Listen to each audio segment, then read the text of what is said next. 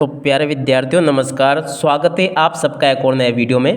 प्यारे विद्यार्थियों, आज हम यहां पर 24 फरवरी को होने वाला कक्षा 5 का हिंदी विषय का पूरा क्वेश्चन पेपर विद सॉल्यूशन के साथ में देखने वाले हैं। तो इसलिए आप सब लोगों से रिक्वेस्ट है कि आप लोग इस वीडियो को पूरा ध्यान से देख कर जाइएगा, क्योंकि देखिएगा कुछ इस प्रकार का पेपर ही आपको परीक्षाओं में देखने को मिलेगा। तो यहाँ से आप सब लोग अपना वार्षिक परीक्षा 2025 के लिए कक्षा 5 का हिंदी विषय का पेपर अच्छे से देख लो और पूरा का पूरा पेपर समझ लो। कुछ इसी प्रकार का पेपर आपसे परीक्षाओं में पूछा जाएगा, तो आप सब लोग यहाँ से इसको देख लीजिएगा। वार्षिक परीक्षा 2025 के लिए कक्षा 5 का हिंदी विषय का पूरा पेपर है, जिसमें कि देखिएगा प्यारे विद्यार्थी इस प्रकार का पूरा पेपर आपको परीक्षाओं में देखने को मिलेगा।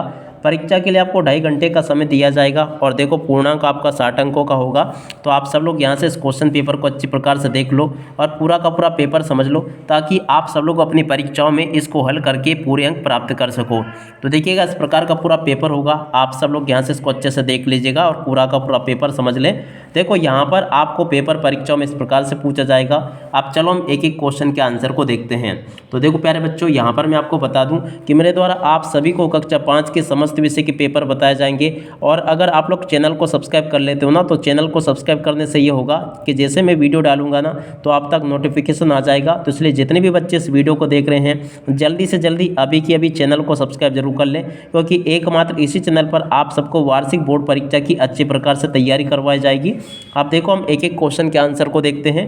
पहला क्वेश्चन पूछा है, पुष्प वनमाली से क्या कह रहा है? तो देखो क्या कह रहा है, वीरों के पद पर फेंकने को कह रहा है। इसका राइट आंसर क्या आ जाएगा, वीरों के पद पर फेंकना। ठीक है, और अब अगला क्वेश्चन पढ़ते हैं, क्या लिखा है, उपवास का समानार्थी शब्द है। तो देखो प्यारे बच्चों, यहाँ से आप सब लोग देख लीजिएगा, उपवास का समानार्थी शब्द क्या होगा, व्रत।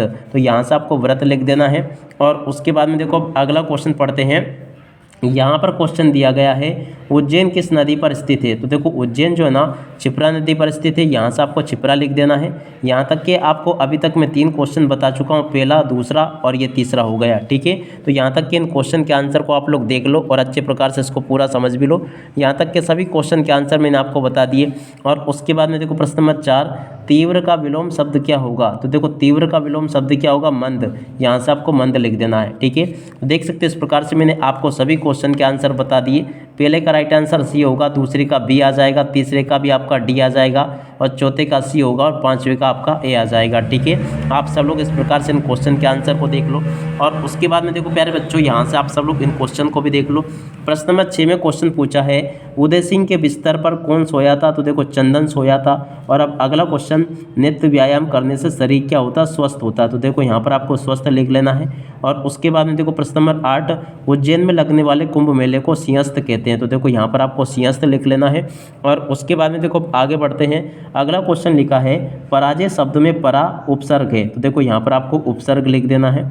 और उसके बाद में देखो अगला क्वेश्चन पढ़ते हैं। 10वां क्वेश्चन है, उज्जैन में महाकाल का प्रसिद्ध मंदिर है। तो देखो यहाँ पर आपको महाकाल लिख देना है। और उसके बाद में देखो यहाँ पर आपको क्वेश्चन दिए गए अति लघुत्तरी प्रश्न, जो कि देखो 11 से लेकर 16 तक रहेंगे। अब चलो मैं आपको इन क्वेश्चन के आंसर भी बता देता हूँ। तो देखो अब आगे हम इन सभी क्वेश्चन के आंसर यहीं पर देखेंगे। आप सब लोग वीडियो को पूरा देख कर जाना, क्योंकि एक एक क्वेश्चन का आंसर दूंगा मैं आपको, एक भी क्वेश्चन यहाँ से नहीं छूटेगा। और अगर प्यारे विद्यार्थियों आपने अभी तक चैनल को सब्सक्राइब नहीं किया, तो प्लीज़ चैनल को सब्सक्राइब जरूर कर लेना, क्योंकि एकमात्र इसी चैनल पर आपको वार्षिक परीक्षा कक्षा 5 के समस्त विषय के पेपर देखने को मिलेंगे। अब देखो प्रश्न नंबर 11 पूछा आपसे, पर्यावरण सुधार के लिए डॉक्टर अब्दुल कलाम ने क्या किया? तो देखो प्यारे बच्चों, यहाँ से आप सब लोग इस क्वेश्चन के आंसर को देख लो। पर्यावरण सुधार के लिए डॉक्टर अब्दुल कलाम ने कहा कि हमें पेड़ लगाने चाहिए और प्रकृति का सम्मान करना चाहिए। ठीक है, इस क्वेश्चन के आंसर को यहाँ से याद कर लेना। और अब अगला क्वेश्चन पूछा है, मुनि अगस्त की पत्नी का नाम क्या था? तो देखो प्यारे बच्चों, यहाँ से आप सब लोग इस क्वेश्चन के आंसर को भी देख लो। मुनि अगस्त की पत्नी का नाम लोपामुद्रा था। ठीक है, यहाँ से आप लोग याद कर लेना। और उसके बाद में देखो अगला क्वेश्चन पढ़ते हैं, पुंडलिक किसकी सेवा कर रहा था? तो देखो यहाँ से आप सब लोग इसको देख लीजिएगा। इसका उत्तर ये लिखा है, पुंडलिक भगवान विट्ठल की सेवा कर रहा था। तो यहाँ से आप सब लोग इस क्वेश्चन के आंसर को भी देख लो और अच्छे से इसको याद कर लेना। यहाँ पर मैंने आपको बता दिया पूरा क्वेश्चन का आंसर। उसके बाद में देखो प्रश्न नंबर 14, वृक्ष के 2 पर्यायवाची शब्द लिखिए। तो देखिएगा वृक्ष के पर्यायवाची शब्द यहाँ से लिख देना, ये लिखे हैं। देखो पेड़ और तरु इसके पर्यायवाची शब्द लिखे हैं, तो यहाँ से देख कर लिख दो, यहाँ पर बता दिया मैंने आपको। ठीक है, उसके बाद में देखो अगला क्वेश्चन, योजक चिन्ह का प्रयोग क्यों किया जाना चाहिए। तो देखो प्यारे बच्चों, इस क्वेश्चन के आंसर को यहाँ से देख लो, ये लिखा है योजक चिन्ह का प्रयोग क्यों किया जाना चाहिए। इस क्वेश्चन का आंसर ये लिखा प्रश्न नंबर 15 का।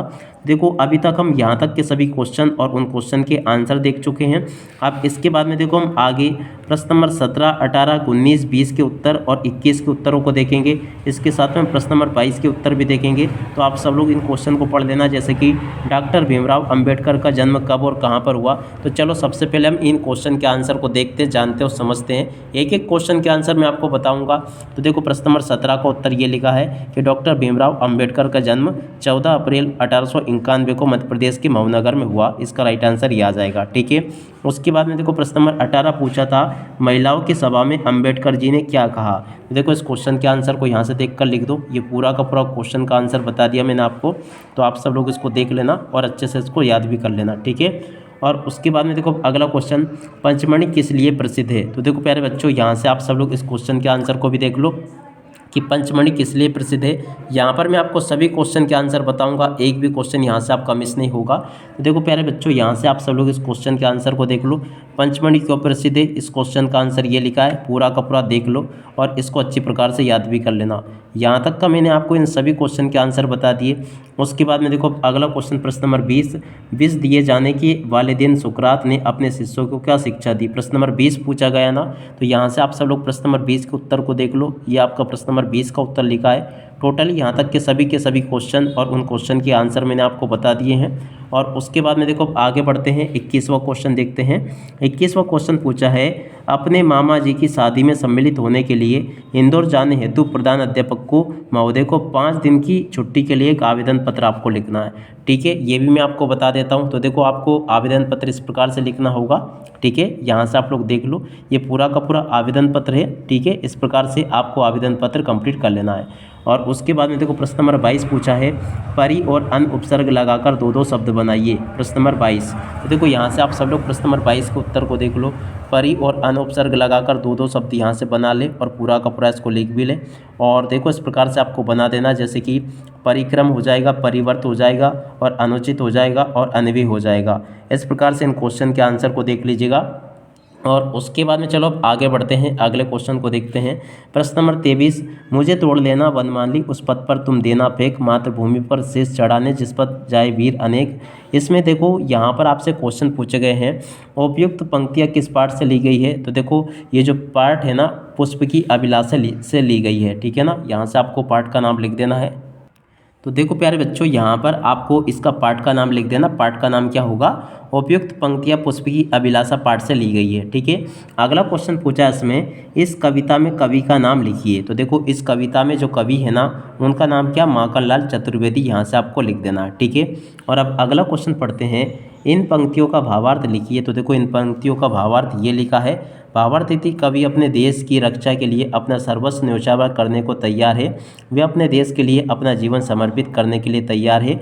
और उसमें फूल की कामना भी बताई गई है कि फूल मातृभूमि पर शीश चढ़ाने वाले लोगों के कदमों में चढ़ने की चाह रखता है। ठीक है, और उसके बाद में देखो प्रश्न नंबर 24 पूछा है, सुविकसित भारत का सपना साकार करने के लिए डॉक्टर अब्दुल कलाम ने बच्चों में कौन कौन सी अपेक्षाएं की। प्रश्न नंबर 24 आपसे पूछा गया है। तो चलो मैं आपको प्रश्न नंबर 24 का उत्तर बता देता हूँ। देखो यहाँ से आप सब लोग इस क्वेश्चन के आंसर को देख लेना। डॉक्टर अब्दुल कलाम ने बच्चों से निम्नलिखित अपेक्षाएं की है।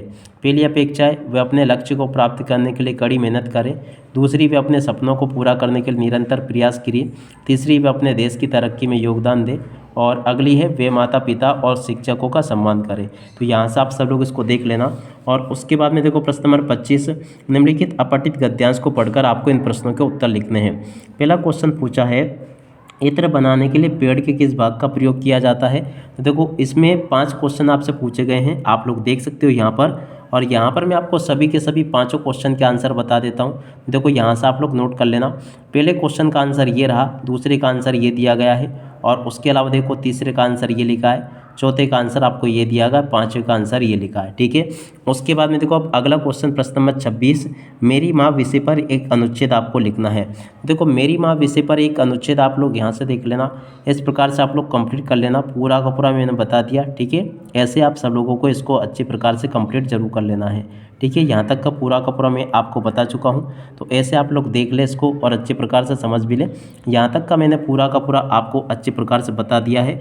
अब इसी के साथ में इस वीडियो को यहीं पर पूरा करते हैं। नमस्कार, जय हिंद, जय भारत।